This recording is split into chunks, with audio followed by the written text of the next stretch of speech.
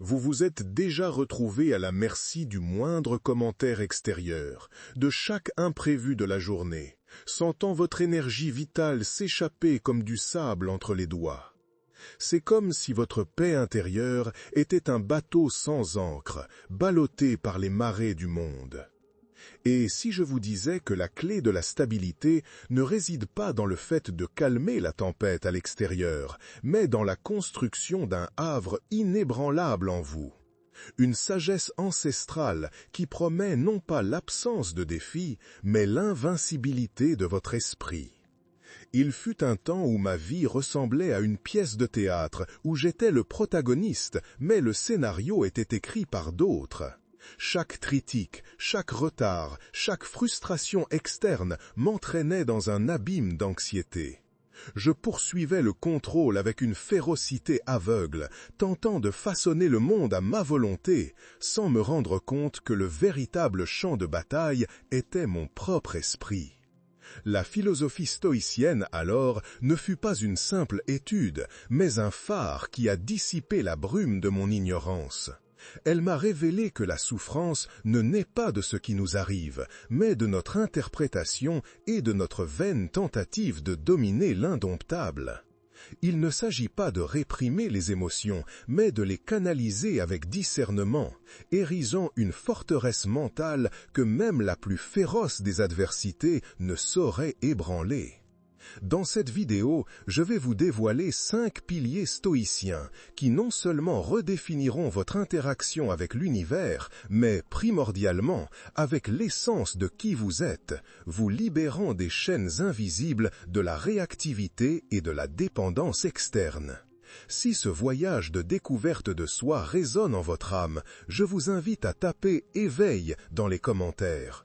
Ensemble, nous allons rallumer la flamme de votre souveraineté intérieure. Investissez-vous votre précieuse énergie là où elle peut réellement s'épanouir, ou la diluez-vous dans des champs infertiles où rien ne peut être récolté?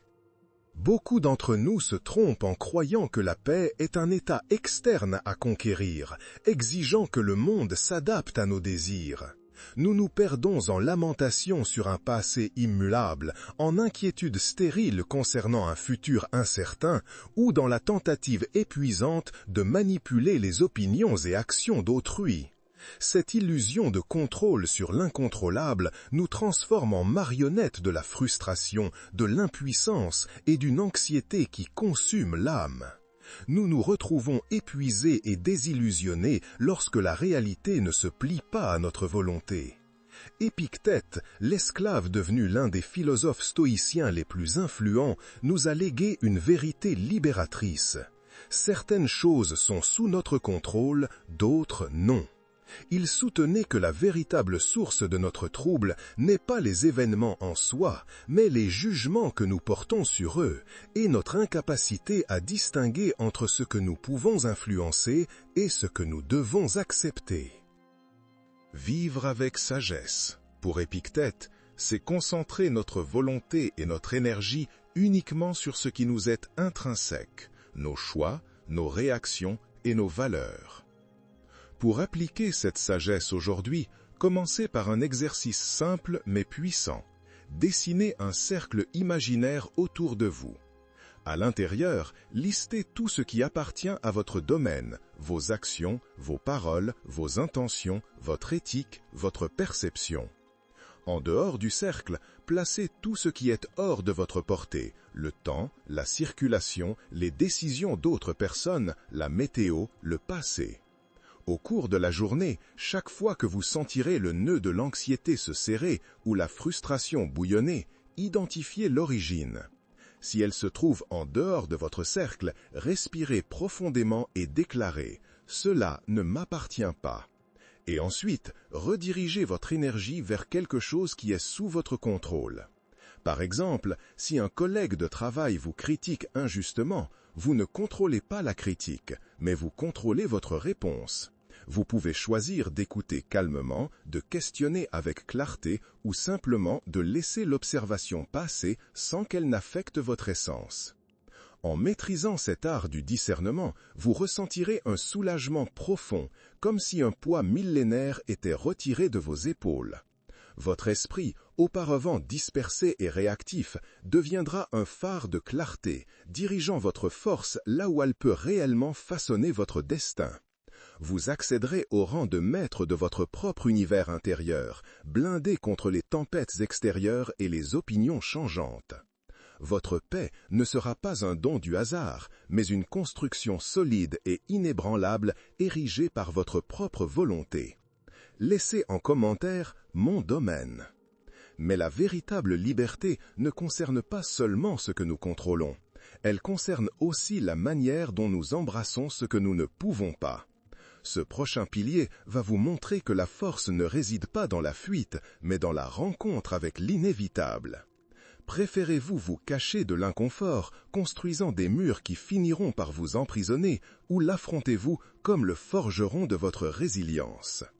La société moderne nous a conditionnés à rechercher une vie sans heurts, où chaque inconfort est un ennemi à éviter à tout prix.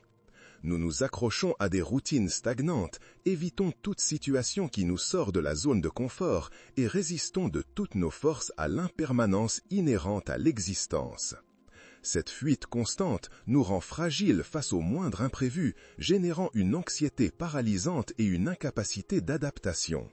Notre sécurité illusoire est basée sur l'absence de défis, non sur notre capacité à les surmonter. Sénèque, le fin conseiller de Néron, enseigna que ce n'est pas parce que les choses sont difficiles que nous n'osons pas, c'est parce que nous n'osons pas qu'elles sont difficiles. Pour les stoïciens, l'inconfort et l'adversité n'étaient pas des maux à combattre, mais des maîtres à vénérer.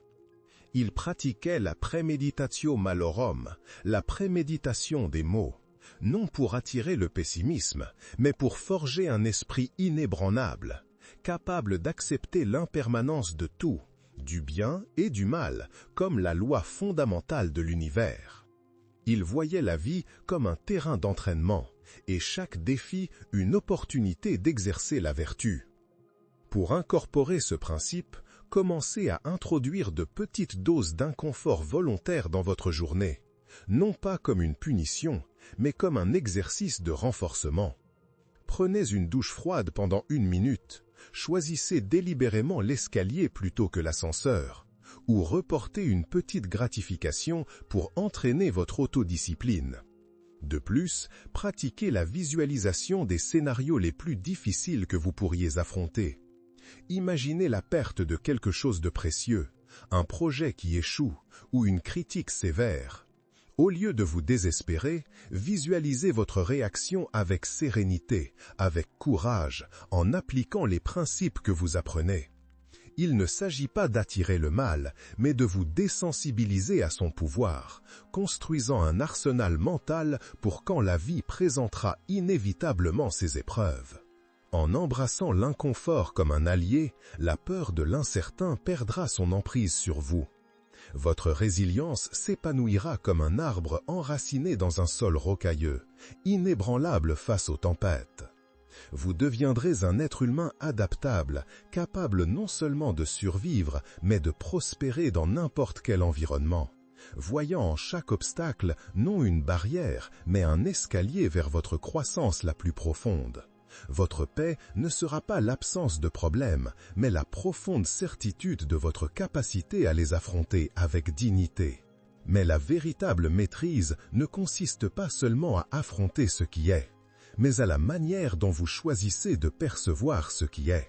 Le prochain principe est la lentille qui peut transformer votre monde entier. La vie ne vous arrive pas, elle arrive tout simplement.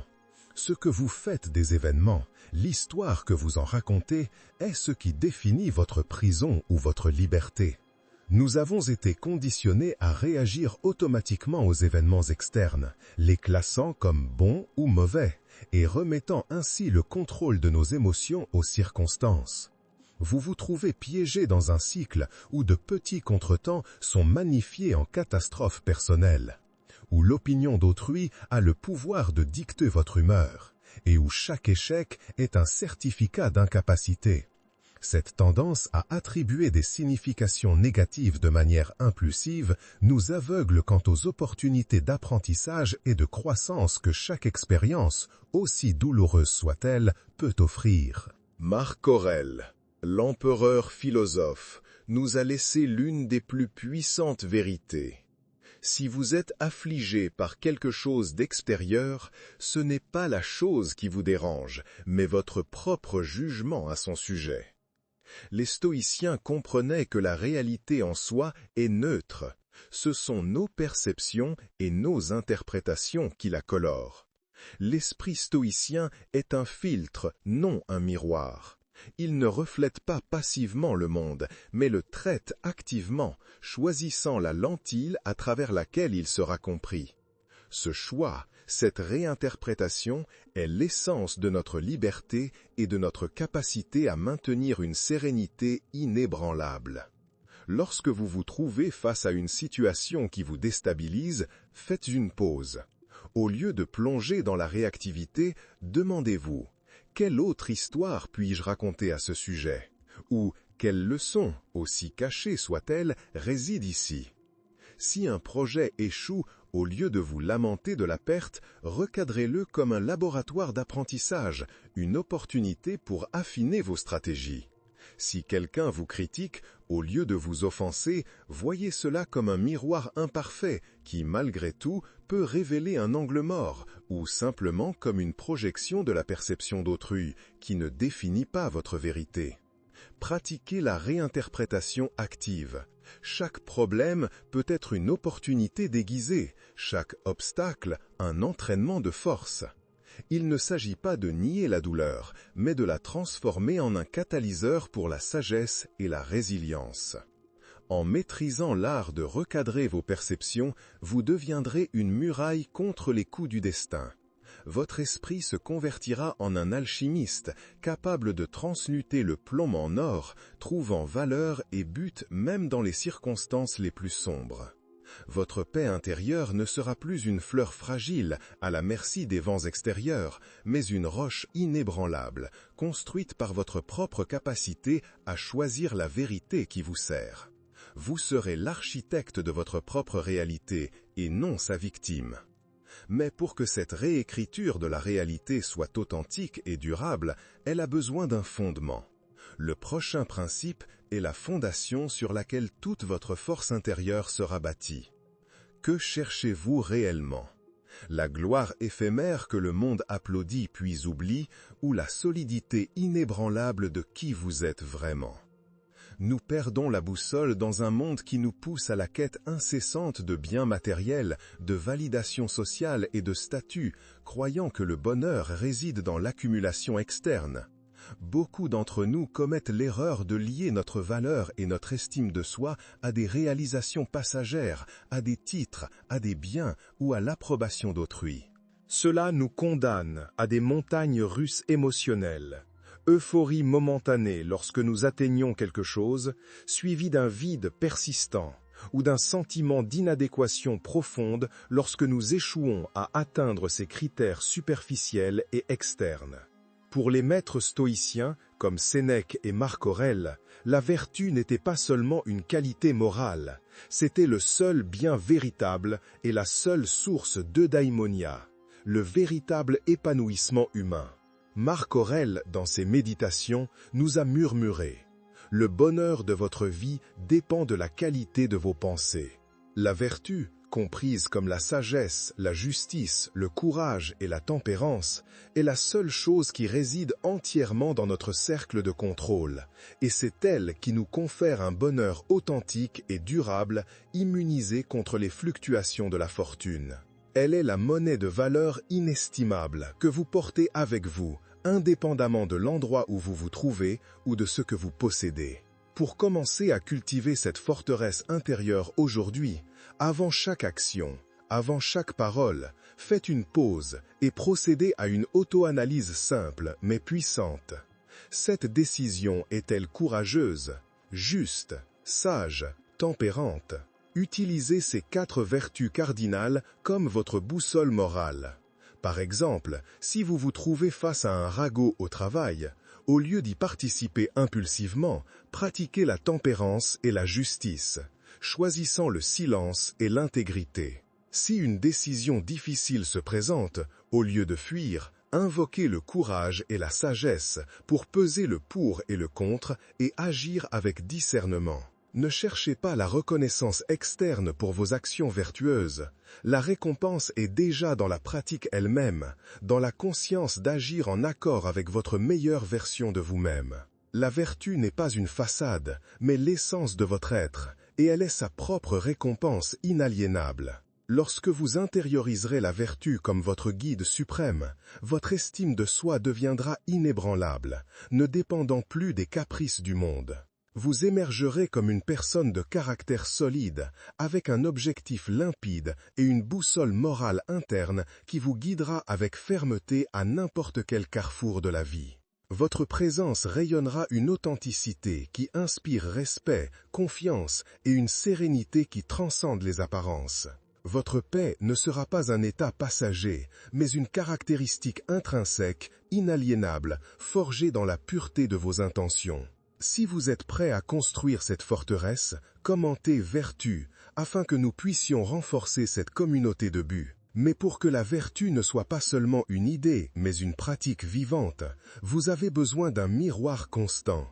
Le dernier et le plus intime des principes est la clé de la conscience de soi qui relie tout le tout.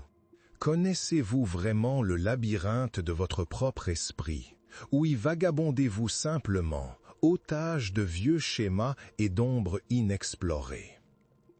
Dans le tumulte du quotidien, beaucoup d'entre nous vivent en pilote automatique, traitant la conscience de soi comme un luxe dispensable. Nous croyons que nos pensées et nos émotions sont des vérités absolues, à l'abri de tout questionnement, et nous permettons que des schémas mentaux négatifs s'enracinent profondément sans être remis en question. Cette négligence de notre propre univers intérieur nous conduit à des décisions impulsives, à des réactions exagérées et à un cycle de regrets qui mine notre paix. Nous ignorons les murmures intérieurs de déséquilibre et, ainsi, perdons l'opportunité d'être les véritables capitaines de notre navire. Sénèque, dans ses lettres à Lucilius, décrivait son rituel nocturne. Lorsque la lumière est éteinte et que ma femme, consciente de mon habitude, se tait, j'examine toute ma journée et je mesure mes actes et mes paroles. Pour les stoïciens, la méditation n'était pas une fuite, mais une confrontation avec soi-même. C'était un dialogue intérieur rigoureux, une investigation quotidienne de nos croyances, de nos réactions et de notre progression sur la voie de la vertu. Cette pratique constante de l'auto-examen est ce qui nous permet d'adoucir les angles, de corriger le cap et de fortifier l'âme. C'est l'outil essentiel pour que la sagesse ne soit pas seulement théorie, mais une pratique vivante. Pour intégrer cette pratique transformatrice dans votre vie, réservez 10 à 15 minutes à la fin de chaque journée avant de dormir pour un auto-examen silencieux et honnête. Demandez-vous, où ai-je agi avec sagesse aujourd'hui? Où mes paroles ou mes actions ont été incohérentes avec mes valeurs? Quelles pensées m'ont causé le plus angoisse et quelle est la racine de cette angoisse?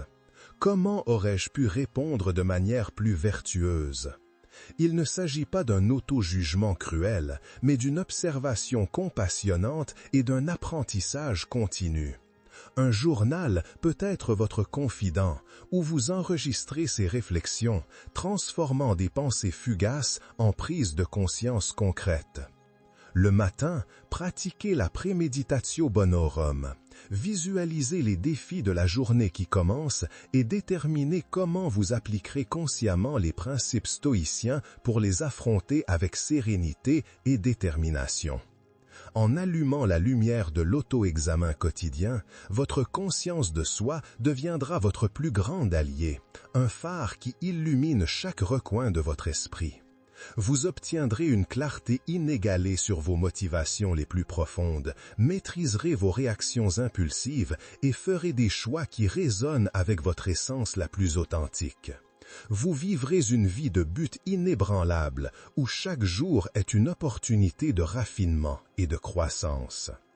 Votre esprit ne sera plus un champ de bataille, mais un sanctuaire de paix, de sagesse et de maîtrise de soi. Nous sommes arrivés au point culminant d'un voyage qui nous invite à redéfinir l'essence même de la liberté. Nous avons vu que la véritable souveraineté réside non pas dans la domination de l'extérieur, mais dans la sculpture de l'intérieur. En récapitulant, votre paix et votre force inébranlable sont construites sur ces piliers. Premièrement, ancrez votre esprit dans le domaine du possible, vous libérant des chaînes de l'incontrôlable et dirigeant votre énergie là où elle peut réellement fructifier. Deuxièmement, élevez-vous à travers l'adversité volontaire, transformant l'inconfort en un catalyseur pour la résilience et l'adaptabilité. Troisièmement, réécrivez le récit de votre réalité, choisissant la lentille à travers laquelle vous interprétez le monde, convertissant l'adversité en opportunité. Quatrièmement, érigez votre temple intérieur sur le roc de la vertu, construisant une estime de soi inébranlable basée sur qui vous êtes, non sur ce que vous possédez. Et, enfin, allumez la lumière de l'auto-examen quotidien, cultivant une conscience de soi profonde qui est la clé de la maîtrise de soi.